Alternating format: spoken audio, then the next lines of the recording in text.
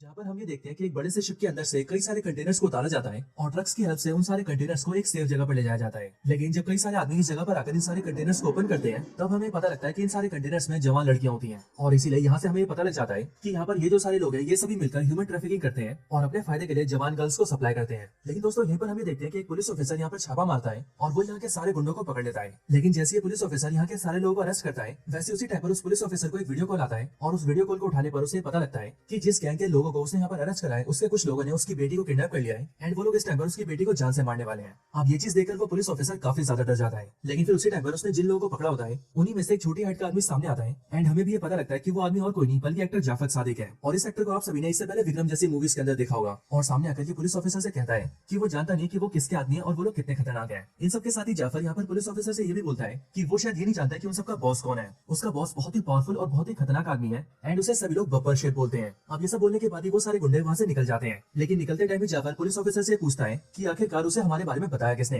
क्योंकि उनके हिसाब से उनके काम के बारे में बहुत ही कम लोग जानते हैं। अब जाफर की बात सुनकर पुलिस ऑफिसर उसे बता रहा है कि असल में उसे किसी अनजान आदमी ने एक वॉइस रिकॉर्डिंग भेजी थी और जब वो पुलिस ऑफिसर उस रिकॉर्डिंग को प्ले करता है तब हम ये सुनते हैं कि वो आवाज असल में सलमान खान की होती है, जो कि इस पुलिस ऑफिसर को इन सारे गुंडों का ठिकाना देते हुए बताता है कि इस अनजान से लोकेशन पर लड़कियों की तस्करी चल रही है। अब दोस्तों जाफर जैसे इस रिकॉर्डिंग को सुनता है वैसे वो अपने आदमियों से कहता है कि ये रिकॉर्डिंग वाला आदमी जो भी है उसे पकड़ना ही होगा और हम लोग 15 दिनों के अंदर उसे पकड़ के जान से मार देंगे। लेकिन अब इसके बाद ये सीन शिफ्ट होता है और हम अगले सीन में मूवी के लीड एक्टर यानी कि वरुण धवन को देखते हैं। हमें पता लगता है कि वरुण धवन इस टाइम पर केरला में रहता है। इसके साथ ही वरुण धवन का नाम जॉन है जो कि एक बेकरी चलाता है एंड उसकी फैमिली में उसके साथ उसकी एक छोटी सी बेटी है और वरुण धवन अपनी बेटी से बहुत प्यार करता है। इसके साथ ही हम ये भी जानते हैं कि वरुण धवन और उसकी बेटी दोनों एक दूसरे को आपस में बेबी बोलते हैं। अब वरुण धवन की लाइफ उसकी बेटी के आसपास ही घूमती है, जैसे कि उसकी बेटी को स्कूल छोड़ना, स्कूल से लेकर आना, उसका होमवर्क करवाना, उसे खाना खिलाना और उसे घुमाने लेके जाना और इन सारे कामों में वरुण धवन काफी खुश होता है। लेकिन यहाँ पर हम ये देखते हैं कि वरुण धवन काफी फट्टू इंसान होता है और इसी अगर कोई दूसरा आदमी उससे ऊंची आवाज में भी बात करे तो वो उससे डरकर उससे माफी मांग लेता है। अब इसके आगे हम ये देखते हैं कि वरुण धवन यानी कि जॉन जब भी अपनी बेटी को स्कूल छोड़ने जाया करता था तब वो अक्सर उसे छोड़ने में लेट हो जाया करता था और इसी वजह से जॉन की बेटी की जो क्लास टीचर थी वो हमेशा ही जॉन को स्पॉट किया करती थी और उसे नोटिस करने लगी थी और इसलिए वो टीचर धीरे धीरे करके जॉन को पसंद करने लगती है। अब दोस्तों मैं आपको बता दूं कि ये जो टीचर है वो भी साउथ की एक काफी बड़े एक्ट्रेस है जिनका नाम है वमिका और इन्होंने साउथ मूवीज में और बॉलीवुड में काफी काम किया है। अब दोस्तों इसके आगे हम ये देखते हैं कि जो बच्ची की टीचर होती है वो अक्सर जॉन के बेकरी में भी आती है और इसलिए टीचर की जॉन से भी काफी अच्छी बातचीत हो जाती है। अब इसके बाद ही वो लोग एक दिन बाहर मिलने का प्लान करते हैं जिसके लिए वो तीनों एक चर्च के पास आते हैं। लेकिन दोस्तों इसी टाइम पर हम ये भी देखते हैं कि वो सारी लड़कियां जिन्हें सप्लाई के लिए पकड़ा गया होता है उन्हीं में से एक लड़की भाग जाती है और वो भागकर सीधा इसी चर्च के पास आती है यानी कि जॉन और टीचर के पास। और इसीलिए जब वो टीचर उसे देखती है तब वो जॉन को बिना बताए उस लड़की को जॉन की गाड़ी में छुपा देती है एंड फिर वो जॉन से खुद को पुलिस स्टेशन छोड़ने के लिए कहती है। इसके बाद ही जब जॉन अपनी गाड़ी को ड्राइव करके टीचर को पुलिस स्टेशन तक लेके जाता है तभी टीचर जॉन की गाड़ी के पीछे से उस लड़की को बाहर निकालती है और उसे लेकर पुलिस स्टेशन जाती है ताकि उस लड़की के साथ जो भी गलत हुआ है उस बारे में वो लोग पुलिस में कंप्लेन कर सके। अब टीचर और उस लड़की के साथ साथ जॉन की बेटी यानी कि बेबी भी पुलिस स्टेशन में घुस जाती है जिस वजह से जॉन अपनी बेटी को पकड़ने के लिए पीछे से भागता है। लेकिन दोस्तों यहाँ पर हम ये नोटिस करते हैं कि जॉन पुलिस स्टेशन के अंदर आते टाइम काफी ज्यादा घबराता है और हमें देखकर ऐसा लगता है कि जॉन का पुलिस स्टेशन से या फिर पुलिस से काफी पुराना नाता है। लेकिन दोस्तों जैसे ये सारे लोग पुलिस स्टेशन के अंदर आते हैं और पुलिस ऑफिसर के सामने अपनी कंप्लेन लिखवाते हैं तब हम ये देखते हैं कि इस पुलिस थाने में वही पुलिस ऑफिसर होता है जिसने कि इससे पहले इन सारी लड़कियों को सप्लाई करने वाले गैंग को पकड़ा होता है। लेकिन अगर आपको याद हो तो उस गैंग ने इसकी बेटी को किडनैप कर लिया है और इसलिए दोस्तों इस टाइम पर ये उसी गैंग के लिए काम कर रहा है। अब कंप्लेन करने के बाद जैसे लोग अपने घर जाते हैं वैसे हम ये देखते हैं कि ये पुलिस ऑफिसर सीधा जाफर और सारे गैंग वालों को खबर दे देता है और वो सभी को जॉन का नाम और पता दे देता है एंड उनसे कहता है कि इसी आदमी ने तुम्हारी कंप्लेन करवाई है। अब खबर मिलने के बाद ही हम ये देखते हैं कि गैंग से जाफर और काफी सारे लोग सीधा जॉन के घर जाते हैं और वो लोग जॉन को घर से बाहर बुलाकर उसे पीटने लगते हैं। अब इसी टाइम पर वो पुलिस ऑफिसर भी जॉन के घर आता है और यहाँ पर आने के बाद ही जाफर उसे उसकी बेटी लौटा देता है एंड वो उस पुलिस वाले से कहता है कि तूने अपना काम पूरा किया, अब तू यहाँ से निकल जा। लेकिन दोस्तों यहाँ पर हमें पता लगता है कि ये जो पुलिस ऑफिसर है वो जॉन को जानता होता है यानी कि वो जॉन की बैक स्टोरी से जुड़ा होता है और इसलिए दोस्तों पुलिस वाला यहाँ पर जाफर और उसके सारे आदमियों को बताता है कि इस आदमी का नाम जॉन नहीं है बल्कि इसका असली नाम सत्य वर्मा है और ये सत्य वर्मा एक आईपीएस ऑफिसर था जो कि मुंबई शहर में एस डीएसपी काम करता था और ये जो डीएसपी सत्य वर्मा है ये बुरे लोगों के लिए एक हैवान है, इसीलिए अगर तुम लोगों ने इसे परेशान किया तो ये तुम सबको जान से मार देगा। अब दोस्तों पुलिस ऑफिसर जैसे ये सब बोलता है वैसे हम भी देखते हैं कि वरुण धवन यानी कि जॉन जो कि कुछ टाइम पहले तक मार खा रहा होता है वो अब अपने असली रूप में आता है और वो इन सारे गुंडों को एक एक करके पीटने लगता है और फिर देखते देखते वो उन सारे गुंडों को जान से मारकर ठिकाने लगा देता है। अब इसके बाद ही दोस्तों कहानी 6 साल पास में जाती है और 6 साल पहले हमें दिखाया जाता है कि आखिरकार जॉन यानी कि सत्य वर्मा है कौन। अब 6 साल पहले की कहानी के अंदर हम मुंबई शहर में ये देखते हैं कि यहाँ पर सत्य वर्मा एक डीसीपी है यानी कि डेप्यूटी कमिश्नर ऑफ पुलिस और एज एन आईपीएस ऑफिसर ये मुंबई शहर में अपॉइंटेड है एंड ये सत्य वर्मा एक बहुत ही बहादुर और पावरफुल पुलिस ऑफिसर है। सत्य वर्मा ने मुंबई शहर से सारे क्राइम को साफ कर रखा है, यहाँ तक कि डीसीपी सत्य वर्मा इतना ज्यादा फेमस है कि मुंबई की सारी पब्लिक उसे जानती भी है। अब यहीं पर हम ये देखते हैं कि गवर्नमेंट स्कूल के अंदर कई सारे गुंडे घुसकर दारू पीने लगते हैं और वो स्कूल के बच्चों को वहाँ पर पढ़ने नहीं देते हैं और जो भी उस सबसे वहाँ से निकलने के लिए कहता है वो गुंडे उन सबको पीटते भी है। यहाँ तक कि जब एक पुलिस ऑफिसर भी उन्हें भगाने आता है तब वो उस पुलिस ऑफिसर का भी सर फाड़ देते हैं और फिर इसीलिए यहाँ पर बुलाया जाता है सत्य वर्मा को, जो कि इस स्कूल में जैसे आता है वैसे वो सारे गुंडों को पीटता है और उन सबको वहाँ से डरा धमका के भगा देता है और इसीलिए ये देखकर न सिर्फ पब्लिक खुश होती है बल्कि इस स्कूल के बच्चे भी बहुत ज्यादा खुश होते हैं। आगे हम डीसीपी सत्य वर्मा की फैमिली से मिलते हैं, जहाँ पर हमें पता लगता है कि सत्य वर्मा की फैमिली में उसके साथ उसकी मदर भी है एंड वो दोनों आपस में काफी खुश हैं। अब एक दिन सत्य वर्मा अपनी मदर के साथ अपनी गाड़ी को ड्राइव करते हुए जा रहा होता है, लेकिन तभी रास्ते में वो कुछ बच्चों को देखता है जो कि भीख मांग रहे होते हैं एंड वहाँ पर उसे पता लगता है कि कुछ ऐसे आदमी हैं जो कि छोटे बच्चों को पकड़कर उन्हें अपाइश करते हैं एंड उनसे भीख मंगवाते हैं। इस बात को जानते ही सत्य वर्मा उन सारे गुंडों की पिटाई करता है एंड देन उन सबका इलाज करवाने के लिए उन्हें हॉस्पिटल में लेके आता है। अब इसी हॉस्पिटल में एंट्री होती है हमारी मूवी की हीरोइन की, जो कि है साउथ की एक्ट्रेस कीर्ति, और इनका इस मूवी के अंदर मीरा नाम होता है, जो कि एक डॉक्टर होती है। ये डॉक्टर मीरा इन सारे गुंडों का इलाज करती है एंड वो इस बात को देखकर बहुत ज्यादा गुस्सा हो जाती है कि किसने इन सबको इतनी बुरी तरह से मारा है। और जब उसे पता लगता है कि इन सबको सत्य वर्मा ने मारा है, तब वो उसे डांटने लगती है। लेकिन जब सत्य वर्मा उसे ये बताता है कि उसने उन गुंडों को इसीलिए मारा है क्योंकि वो सभी छोटे बच्चों का अपाइश करके उसे भीख मंगवाते हैं। और जब मीरा ये जानती है तब वो सत्य वर्मा से काफी इंप्रेस होती है और वो सत्य वर्मा को पसंद करने लगती है। इसके बाद ही सत्य वर्मा और मीरा दोनों आपस में मिलने लगते हैं और उन्हें एक दूसरे से प्यार हो जाता है और फिर इसीलिए वो लोग एक दूसरे की फैमिली से मिलते हैं और ये फैसला करते हैं कि वो लोग एक दूसरे से शादी करेंगे। लेकिन दोस्तों यहीं पर ये सीन शिफ्ट होता है और हमें एक दूसरा कैरेक्टर दिखाया जाता है और ये वही कैरेक्टर है जिसका नाम बब्बर शेर है एंड इसे मूवी के अंदर प्ले किया है एक्टर जैकी श्रॉफ ने। अब दोस्तों जैकी श्रॉफ यानी कि बब्बर शेर इस पूरी मूवी का मेन विलन है, जो कि बहुत से गलत काम करता है और जो लड़कियों की तस्करी करके उनका सप्लाई करने वाला काम है, वो सारा काम भी बब्बर शेर ही करवाता है। ये बब्बर शेर इतना ज्यादा पावरफुल होता है कि मुंबई शहर के जो बड़े बड़े एमपीज, एमएलए और इवन मिनिस्टर्स भी होते हैं, वो सब इसके घर आकर इसे सलाम मारते हैं एंड इसके पास इतना ज्यादा पैसा और पावर होती है कि ये पूरे मुंबई शहर की सरकार को अपनी जेब में रखता है। अब इसके आगे हम ये देखते हैं कि ये जो बब्बर शेर होता है, इसका एक बेटा भी होता है, लेकिन इसका बेटा बहुत ही ज्यादा अय्याश होता है, जिसे सिर्फ दारू पीना, घूमना फिरना और लड़ाई झगड़ा करना पसंद होता है। अब एक दिन ये जो बब्बर शेर का बेटा होता है, ये अय्याशी करने के लिए अपने कई सारे दोस्तों के साथ मिलकर एक स्कूल की बच्ची को किडनैप कर लेता है और उसे अपनी गाड़ी में उठाकर अपने साथ ले जाता है। इधर दूसरी तरफ हम ये देखते हैं कि जब वो स्कूल की बच्ची गायब होती है, तब उसके पेरेंट्स को ये जानकर बहुत ही ज्यादा धक्का लगता है और इसलिए जब वो लोग ज्यादा परेशान हो जाते हैं, तब वो सीधा पुलिस में कंप्लेन करते हैं, जहाँ पहुंचकर उनकी मुलाकात डीसीपी सत्य वर्मा से होती है। वो लोग डीसीपी सत्य वर्मा को बताते हैं कि उनकी बेटी 10th क्लास में थी, लेकिन जब वो स्कूल से आ रही थी तब वो घर ही नहीं पहुंची और इसलिए वो लोग ये चाहते हैं कि वो किसी तरह से उनकी बेटी को ढूंढ दे। सत्य वर्मा जैसे इस केस को सुनता है, वैसे वो इस केस को अपने हाथों में ले लेता है और फिर वो अपनी पूरी पुलिस टीम के साथ मिलकर इन्वेस्टिगेट करता है और बहुत ही कम टाइम के अंदर इस बात का पता लगा लेता है कि इस टाइम पर उस बच्ची को कहाँ पर ले जाया गया है। लेकिन दोस्तों जब सत्य वर्मा अपनी टीम के साथ उस बच्ची के पास पहुंचता है, तब वो देखता है कि वो बच्ची उस टाइम पर उसकी आंखों के सामने जल रही है, क्योंकि जिन्होंने उसे किडनैप किया था उन्होंने उसे जिंदा जला दिया है। ये देखकर वो जल्दी से टीम बुलाता है और एम्बुलेंस को बुलाता है, लेकिन सब लोग मिलकर भी उस बच्ची की जान नहीं बचा पाते हैं। और फिर उसके बाद डॉक्टर से सत्य वर्मा को भी पता लगता है कि जिन्होंने भी उस बच्ची को किडनैप किया था, उन सबने मिलकर इसके साथ रेप किया है, इसके साथ काफी ब्रूटल काम किया है और आखिर में उसे जिंदा जला दिया है। ये सारी बातें सुनकर सत्य वर्मा को बहुत बुरा लगता है और इसीलिए वो केस में तहकीकात करता है एंड इस बात का पता लगा लेता है कि उस बच्ची के साथ ये सब करने वाला और कोई नहीं बल्कि बब्बर शेर का बेटा है। और फिर इसीलिए इस बात को जानते ही एसीपी सत्य वर्मा सीधा बब्बर शेर के घर जाता है ताकि वो बब्बर शेर के बेटे को अरेस्ट कर सके। लेकिन जब वो बब्बर शेर के घर पहुंचता है, तब उसे पता लगता है कि बब्बर शेर ने अपने बेटे को एक मिनिस्टर बना दिया है और इसीलिए बब्बर शेर सत्य वर्मा से बोलता है कि तू मेरे बेटे को हाथ भी नहीं लगा सकता है, बल्कि जब मेरा बेटा तेरे सामने आए तो तू उसे सैल्यूट करेगा। अब इस बात को सुनकर एसीपी सत्य वर्मा को काफी गुस्सा आता है, लेकिन वो बिना कुछ बोले वहां से चला जाता है। लेकिन अगले सीन में हम ये देखते हैं कि एसीपी सत्य वर्मा उसे छोड़ता नहीं है और वो बब्बर शेर के बेटे को और उसके उन सारे दोस्तों को भी पकड़ लेता है जिन सबने मिलकर उस बच्ची के साथ ये सब किया था। एंड फिर इसके बाद एसीपी सत्य वर्मा उन सबको भी जिंदा जला के मार देता है। अब इधर बब्बर शेर को जैसे ही पता लगता है कि उसका बेटा मर चुका है, वैसे वो जल्दी से अपने बेटे की लाश के पास जाता है और यहाँ पर आकर वो अपने बेटे को देखकर बहुत ज्यादा रोता है। लेकिन यहाँ क्राइम स्पॉट पर डीसीपी सत्य वर्मा बब्बर शेर से मिलता है और वो उसे बता देता है कि उसके बेटे को उसी ने जान से मारा है और फिर ये बोलकर डीसीपी सत्य वर्मा वहाँ से चला जाता है। लेकिन दोस्तों क्योंकि बब्बर शेर एक बहुत ही खतरनाक आदमी है, इसीलिए उसे जैसे ही पता लगता है कि डीसीपी सत्य वर्मा ने उसके बेटे को मारा है, वैसे ही वो भी ठान लेता है कि वो डीसीपी सत्य वर्मा को न सिर्फ बर्बाद करेगा बल्कि वो उसे जान से भी मारेगा। लेकिन दोस्तों दूसरी साइड सत्य वर्मा भी इस बात की तैयारी कर रहा होता है कि वो बब्बर शेर को भी उसके पापों की सजा दे और इसलिए वो बब्बर शेर की कंप्लेंट्स की फाइल निकालता है और उसे भी अरेस्ट करवा के उसे जेल भिजवा देता है, जिसके बाद बब्बर शेर को 3 साल की सजा होती है। और वैसे तो दोस्तों बब्बर शेर इतना पावरफुल होता है कि वो बड़े आराम से जेल से बाहर आ सकता था, लेकिन तब भी वो इस बात का फैसला करता है कि अब वो 3 सालों की सजा काटेगा और उसके बाद जेल से बाहर आकर ही अपना बदला लेगा। लेकिन इधर दूसरी साइड डीसीपी सत्य वर्मा अपनी लाइफ में काफी खुश रहने लगता है और इसीलिए वो मीरा से शादी करता है। उनकी एक छोटी सी बेटी भी होती है एंड अब उनका पूरा परिवार काफी खुश होता है। और एक दिन जब उन दोनों की बेटी 2 साल की हो जाती है, तब उसका बर्थडे भी सेलिब्रेट करते हैं। लेकिन इसी रात को हम ये देखते हैं कि डीसीपी सत्य वर्मा के घर पे अटैक हो जाता है और इस अटैक में कोई डीसीपी सत्य वर्मा की वाइफ पर यानी कि मीरा पर गोलियां चला देता है। इसके बाद हम ये देखते हैं कि बब्बर शेर अपने कई सारे आदमियों के साथ उसके घर में आता है और वो सत्य वर्मा को बताता है कि डीसीपी सत्य वर्मा ने उसके बेटे को मारा और उसे 3 साल के लिए जेल भिजवाया और अब इसीलिए वो डीसीपी सत्य वर्मा से अपना बदला लेगा। अब इसके लिए दोस्तों बब्बर शेर डीसीपी सत्य वर्मा को भी 2 गोलियां मारता है और उसके घर में उसकी मदर को देखकर उसे भी गोली से मार देता है। इसके साथ ही वो ये भी देखता है कि सत्य वर्मा की बेटी इस टाइम पर टब में नहा रही है एंड इसीलिए वो टब के नल को खुला छोड़ देता है ताकि वो छोटी सी बच्ची डूब कर मर जाए। और फिर ये सब करने के बाद वो सत्य वर्मा के घर के सारे गैस को ओपन कर देता है ताकि पूरे घर में गैस फैल जाए एंड फिर वो वहाँ से निकलने से पहले माइक्रोवेव के अंदर एल्यूमिनियम फॉइल डाल देता है ताकि कुछ ही टाइम में माइक्रोवेव के अंदर आग लग जाए और पूरे घर में गैस फैलने की वजह से पूरा घर ब्लास्ट हो जाए। और ये सब करने के बाद बब्बर शेर अपने आदमियों को लेकर उसके घर से निकलकर चला जाता है। लेकिन दोस्तों उसके बाद ही हमें देखते हैं कि मीरा को थोड़ा सा होश आता है और इसलिए वो किसी तरह से जल्दी से अपनी बेटी को टब से बाहर निकालकर नीचे आती है। इसके बाद वो अपने पति सत्य वर्मा के पास जाती है और उसे होश में लाकर उससे प्रॉमिस मांगती है कि चाहे जो भी हो जाए उसे जिंदा रहना होगा और अपनी बेटी का ध्यान रखना होगा। और फिर ये बोलने के बाद ही मीरा की भी मौत हो जाती है। इसके बाद दोस्तों सत्य वर्मा किसी तरह से अपनी बेटी को लेकर अपने घर से निकल जाता है, जिसके बाद उसका पूरा घर ब्लास्ट हो जाता है और अब पूरी दुनिया के लिए सत्य वर्मा और उसकी पूरी फैमिली मर चुकी होती है। अब इन सबके बाद सत्य वर्मा ये डिसाइड करता है कि अब वो इन सारी चीजों से और मुंबई शहर से बहुत दूर हो जाएगा और फिर इसके लिए सत्य वर्मा सीधा केरला चला जाता है और वहाँ आकर अपना नाम बदलकर जॉन रख लेता है और एक बेकरी ओपन कर लेता है और फिर वो अपनी बेटी के साथ एक नई लाइफ की शुरुआत करता है। है। अब इसके बाद ही दोस्तों स्टोरी एंड होती है और प्रेजेंट टाइम के अंदर हम ये देखते हैं कि जहाँ सत्य वर्मा के घर पर बब्बर शेर के गुंडे उसे मारने आए थे, वहीं पर वो सबसे फाइट करते हुए उसे टीचर देख लेती है, जिसके बाद टीचर भी इस कहानी को जान लेती है कि आखिरकार सत्य वर्मा कौन है और उसकी बैक स्टोरी क्या है। लेकिन दोस्तों यहीं पर इसके साथ ही हमें ये भी पता लगता है कि वो जो स्कूल टीचर होती है वो भी असलियत में कोई स्कूल टीचर नहीं होती, बल्कि वो भी असल में आईपीएस ऑफिसर होती है जो कि काफी सालों से अंडर कवर मिशन पर होती है और इसीलिए वो एक स्कूल टीचर बनकर बब्बर शेर की पूरी गैंग पर नजर रख रही होती है। अब दोस्तों इसके आगे हम ये देखते हैं कि बब्बर शेर के गुंडों को जान से मारने की वजह से बब्बर शेर को एक खबर मिल जाती है कि डीसीपी सत्य वर्मा अभी भी जिंदा है और उसने उसके आदमी को मारा है। और फिर जैसे बब्बर शेर को ये पता लगता है कि वो जिंदा है, वैसे वो ये डिसाइड करता है कि इस बार वो सत्य वर्मा और उसकी बेटी दोनों को ही खत्म कर देगा। और अब इसके लिए एक दिन जब सत्य वर्मा की बेटी स्कूल ट्रिप पर बस से जा रही होती है, तब सबसे पहले बब्बर शेर उस पूरी बस को नदी में गिरवा देता है। लेकिन सही टाइम पर सत्य वर्मा बस को नदी में गिरते हुए देख लेता है एंड इसीलिए वो अपनी बेटी के साथ साथ बाकी सारे बच्चों की भी जान बचा लेता है। अपनी बेटी पर होने वाले हमले को देखकर सत्य वर्मा को बहुत बड़ा धक्का लगता है और वो ये सोचने लगता है कि आखिरकार ये हमला किसने किया होगा। लेकिन फिर उसी टाइम पर सत्य वर्मा को बब्बर शेर फोन करता है और वो उसे बताता है कि वो हमला उसी ने करवाया था और वही जानता है कि वो और उसकी बेटी जिंदा है एंड अब इसीलिए वो उन दोनों को खत्म कर देगा। अब इस बात को जानते सत्य वर्मा भी डिसाइड करता है कि अब उसके लिए सारी चीजों से भागने का और बचने का कोई मतलब नहीं है और अब इसीलिए वो ये फैसला करता है कि अब वो बब्बर शेर के साम्राज्य को मिटाएगा और बब्बर शेर को खत्म करेगा। और फिर इसके लिए सत्य वर्मा अपनी बेटी को टीचर के भरोसे छोड़कर सीधा मुंबई शहर आता है और बब्बर शेर से जुड़े हुए सभी लोगों को जान से मार देता है और इस तरह से वो बब्बर शेर को कमजोर कर देता है। अब बब्बर शेर को जब ये सारी बातें पता लगती है तब वो बहुत ज्यादा बौखला जाता है और इसीलिए वो अपने आदमियों की मदद से सत्य वर्मा की बेटी और टीचर दोनों को किडनैप करवा लेता है और ये खबर सत्य वर्मा को देकर अपने पास बुलाता है। इसके बाद जब सत्य वर्मा बब्बर शेर के पास पहुंचता है तब बब्बर शेर को ऐसा लगता है कि अब वो सत्य वर्मा को मार देगा, लेकिन सत्य वर्मा बड़ी बहादुरी से उसके सारे गुंडों को पीटता है और आखिर में बब्बर शेर को उन सारी लड़कियों के हवाले कर देता है जिन सारी लड़कियों को बब्बर शेर पकड़ के सप्लाई करवाता था एंड फिर वो सारी लड़कियां बब्बर शेर को जान से मार के उससे अपना बदला लेती हैं और फिर इसके साथ ही ये मूवी खत्म हो जाती है। लेकिन मूवी के खत्म होते ही हमें मूवी का पोस्ट कट सीन दिखाया जाता है जहाँ पर अब 2 साल बीत चुके हैं।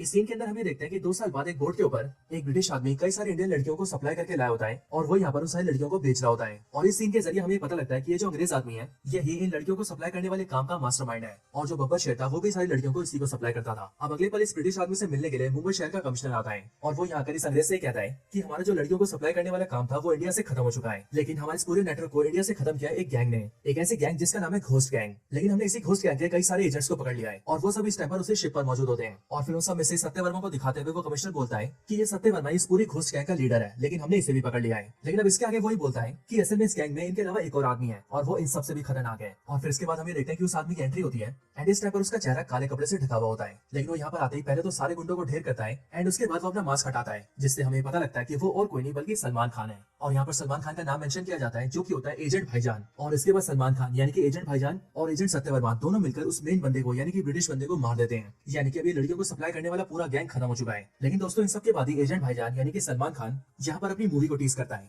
और हमें पता लगता है कि सलमान खान की अगली मूवी के अंदर वो एजेंट भाईजान बनेंगे और शायद से उनके साथ वरुण धवन भी दिखेंगे और अगर सब कुछ ठीक रहा तो इन सारी मूवीज को सिनेमैटिक यूनिवर्स में भी डाला जाएगा। लेकिन दोस्तों इस सीन के साथ ही ये पूरी मूवी खत्म हो जाती है। सो दोस्तों आप सब मुझे कमेंट्स में बताओ कि आपको मूवी की स्टोरी कैसी लगी, हमारी वीडियो कैसी लगी और आपको मूवी के एंड में सलमान खान की एंट्री कैसी लगी। बाकी वीडियो पसंद आई हो तो वीडियो को लाइक करना, कमेंट्स के अंदर गुड, वेरी गुड या बेबी जॉन जरूर लिखना। जिन्होंने चैनल सब्सक्राइब नहीं करा वो जल्दी से चैनल को सब्सक्राइब कर लेना और ऐसी और कमाल की वीडियोस देखने के लिए हमारे चैनल को भी चेकआउट करना। बाकी मैं मिलता हूँ आपसे ऐसी किसी और बेहतरीन वीडियो में, तब तक के लिए गुड बाय।